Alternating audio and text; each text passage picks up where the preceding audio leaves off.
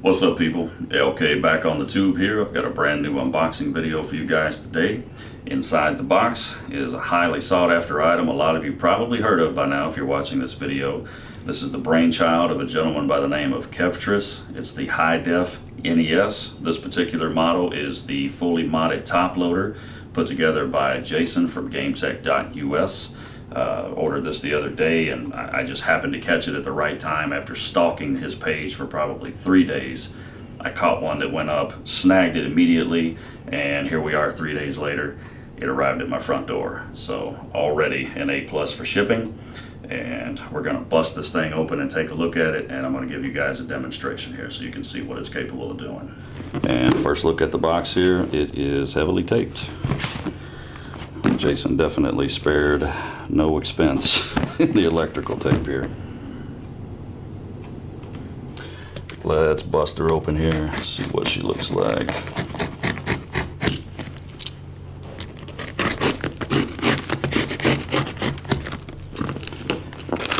Ever since I knew this thing was on the way, I've been super giddy to get my hands on it so I can see exactly what it's capable of doing.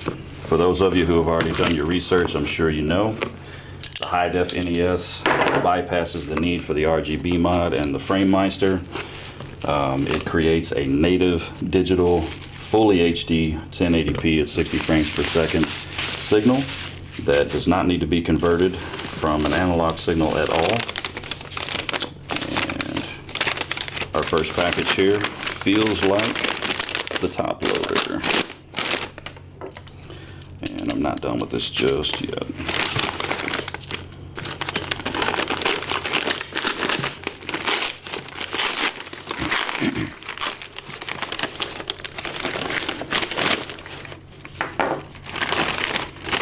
By the way, my first impression of Jason's shipping job, very well done.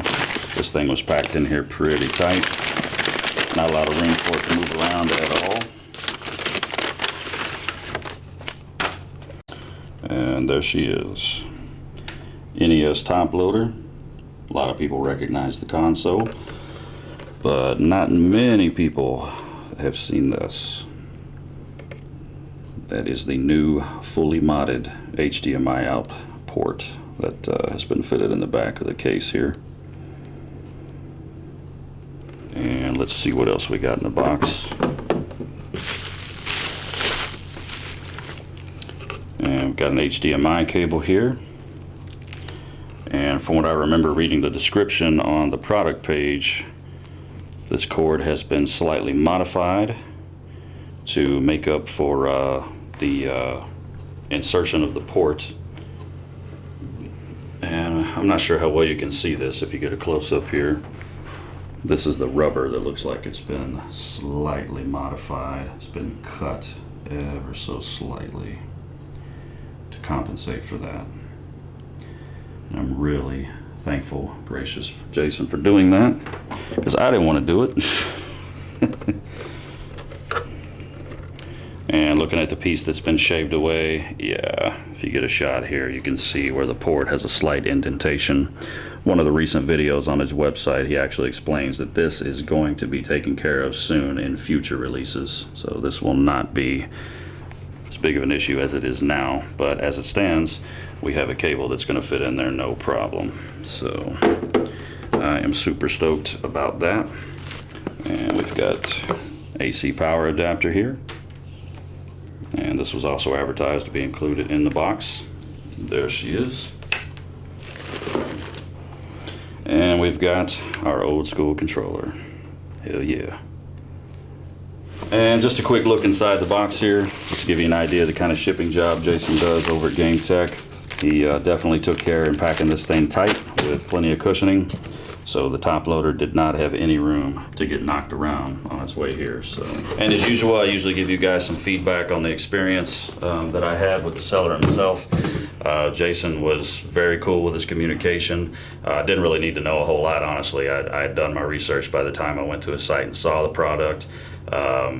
Got the transaction taken care of. I had one question about shipping, and he wrote me back within a couple of hours with the answer, so no problem there. And again, the product showed up at my doorstep what was it, 3 days, I think it was. Granted, we are pretty close, but the guy shipped it like less than 24 hours after I bought it, so it was on its way, priority 2-day. Shipping, definitely an A+. Let's see what she can do. And the other end, temporarily disconnect the PS4, and we're running into the Elgato game capture device here. This is a good one to start with.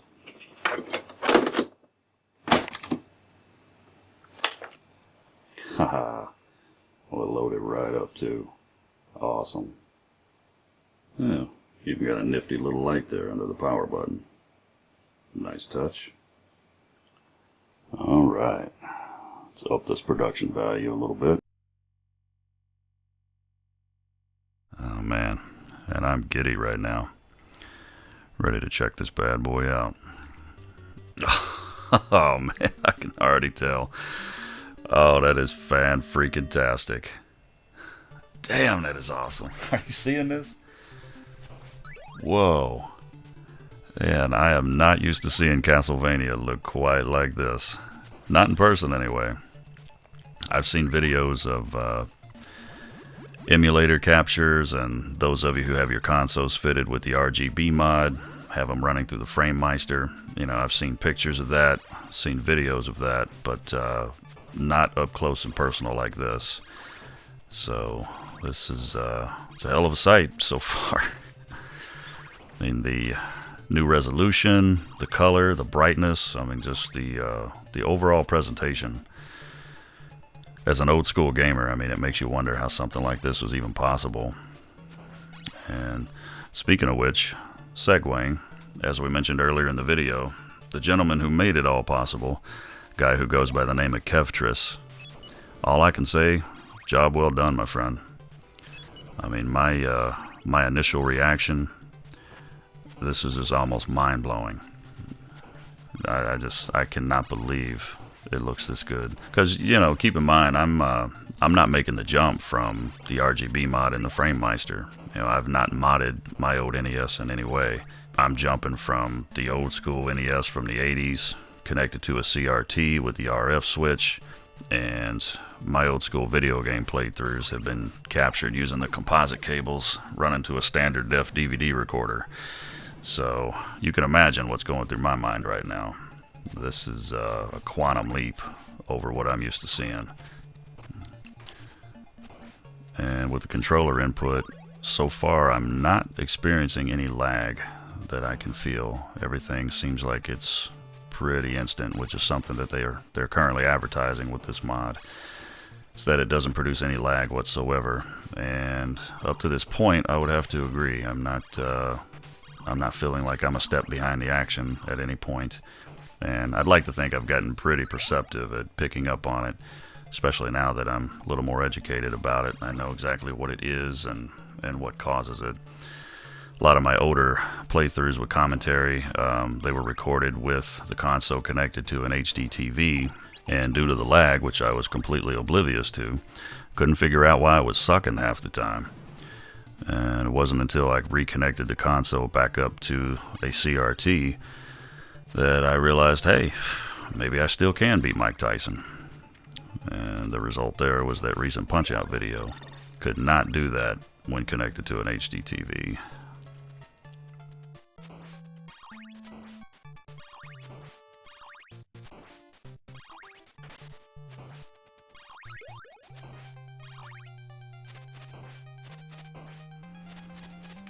And this guy is a lot uglier than I remember.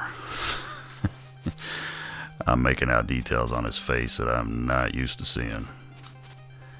And I'm going to go ahead and say that's a good thing. That's awesome, as a matter of fact.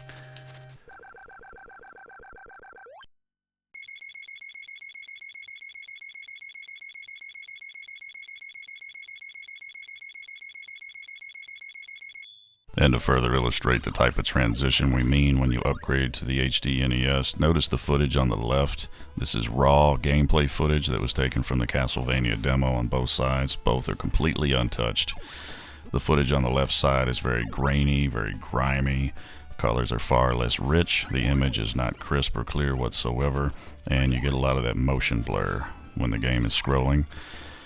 These are things that you can tinker around with and improve slightly in post-production, but it's just one of the many headaches that you face when you take that old analog signal and try to upscale it to HD. Obviously, with the HD-NES, we have none of those issues, as the image is completely crisp, totally clear, colors are rich, deep, vibrant, and most importantly, when the game is scrolling, you get absolutely zero motion blur.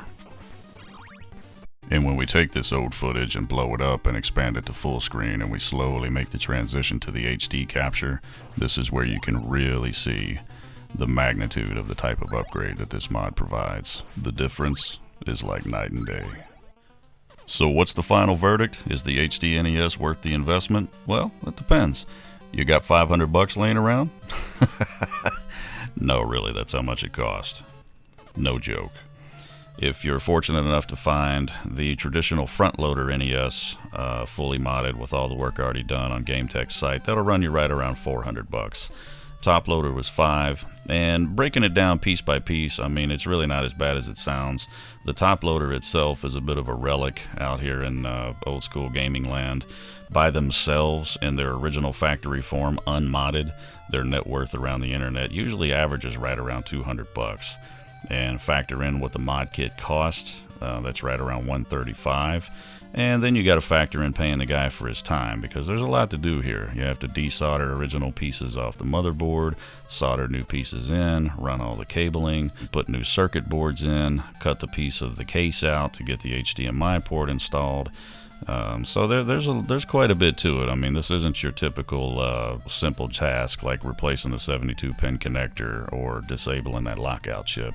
There's quite a bit more involved here. But for those of you who prefer to do the work yourselves, the mod kits are going to be made available. As of the publishing of this video, you've got approximately 2 days to prepare yourselves. July 3rd at 6 p.m. Eastern Standard Time, the first 200 mod kits are going to be made available. And word out on the street is they're not going to last very long. So you might want to hop on that game-tech.us and head to the shop section and get ready to hit that refresh button. If you're fortunate enough to get one, you can perform the mod all on your own if you have the expertise, or you can send the mod kit along with your console off to one of the recommended modders that are plugged on the site there. If you're already running the RGB mod and the FrameMeister, you still may want to take a look at this, as it is a better option. It's a stronger upgrade because of that native digital signal. I've seen the two compared side by side, and although the RGB mod and FrameMeister are terrific options, the HD-NES edges it out ever so slightly. But as far as incurring the extra expense to upgrade from that, probably boils down to personal preference and ultimately how crazy of an old school gamer you are. So you'll have to decide that for yourself. Me personally, I've spent a little bit of time with the console now and I've gotten pretty familiar with it. Aside from just a little bit of lag that I've experienced a couple of times on Mike Tyson's Punch-Out, I have absolutely zero complaints on the console. So coming from the old analog signals and RF switches and composite cables and CRTs, was it worth splurging $500 for the new system?